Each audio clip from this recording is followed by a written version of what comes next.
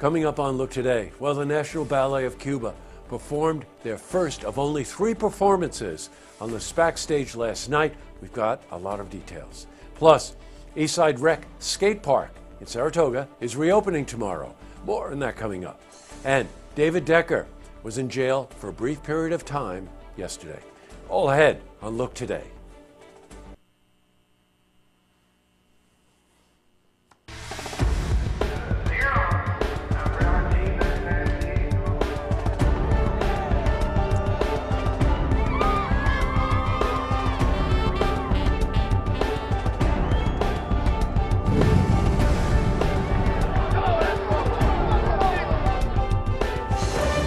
Welcome, everyone. I'm Jay Hood Jackson, and this is Look Today.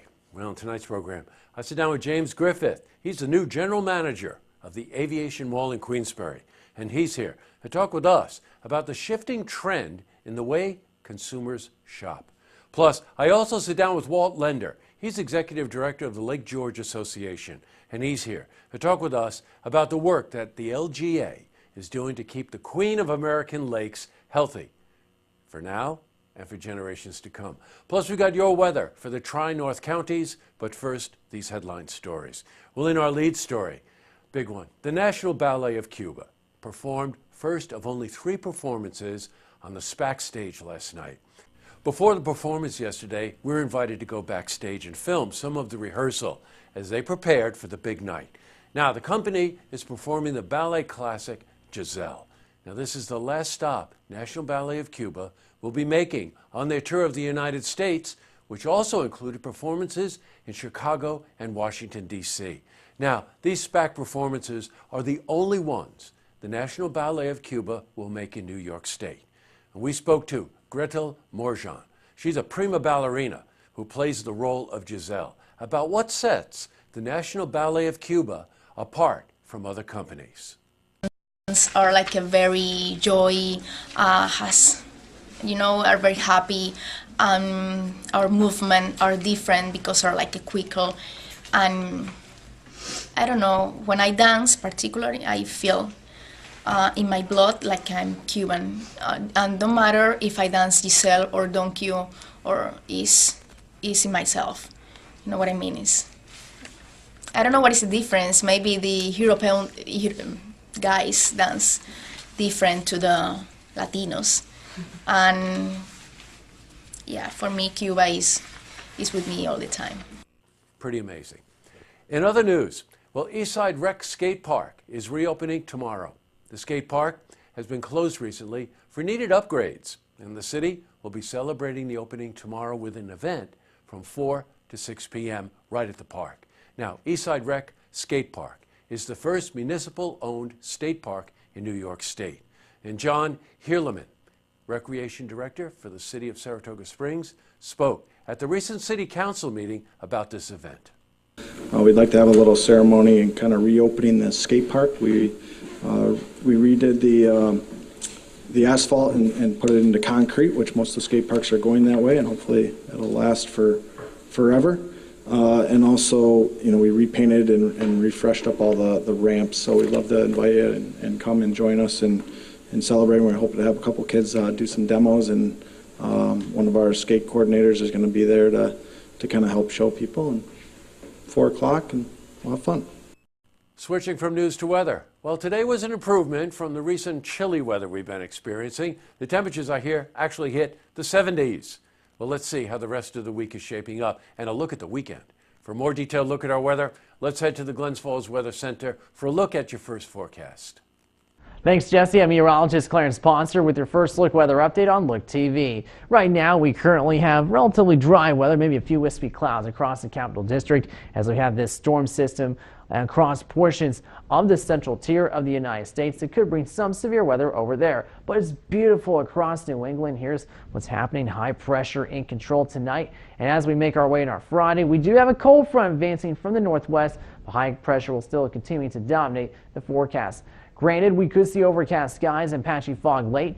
Comfortable 52 overnight, southwest wind about 5 miles per hour. Partly cloudy through the 7 to 9 a.m. hours with temperatures generally in the mid-50s, then upper 50s, then eventually By 9 a.m., the lower 60s. We'll have a high temp of 76 on Friday with mainly sunny skies with some patchy dense fog early. Northwest wind about 5 or so miles per hour. Even though temps will only be in the 70s, those cars can quickly heat up to dangerous levels, about 90 to 100 degrees in as little as 15 minutes, maybe 100 degrees plus in a half an hour. So check the back seat, parents, for those with little ones, and even cracking the windows don't help. Beyond that, we're going to experience temps in the mid to upper 70s with overnight lows generally around 50 degrees.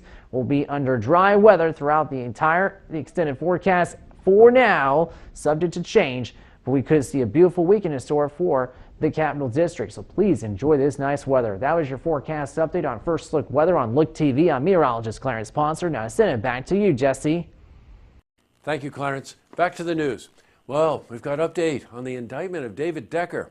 He's a former director of the Lake George Watershed Coalition. He was arraigned in court yesterday, where Warren County Judge John Hall raised his bail due to the severity of recent additional charges involving Decker. Now, currently 22 criminal charges, including theft of more than $440,000 from the Lake George Watershed Coalition. Now, he was arrested after the arraignment and he was brought to jail. Since, he's posted bail. Now, Decker, by the way, has pleaded not guilty. So we were going to keep you updated on this story as it continues to develop.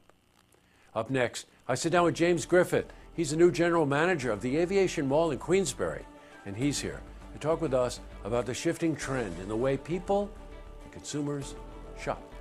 Plus, I also sit down with Walt Lender, executive director of the Lake George Association, and he's here to talk with us about the important work that the LGA is doing to keep the Queen of American Lakes healthy now and for generations to come. But first, if you see news happening, you want to share a story idea, how about join us for an interview? Then give us a call on the hotline. The number is 798-8000.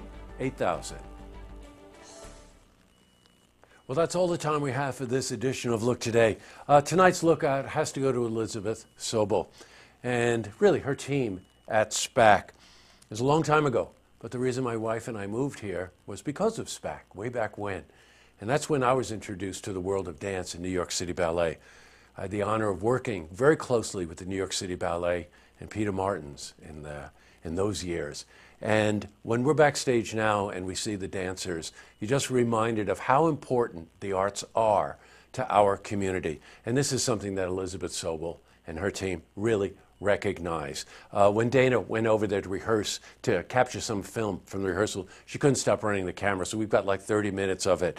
But an amazing dance company. This is a rare opportunity to see ballet with a slightly different interpretation than you're used to from New York City Ballet. And a very, very dedicated company.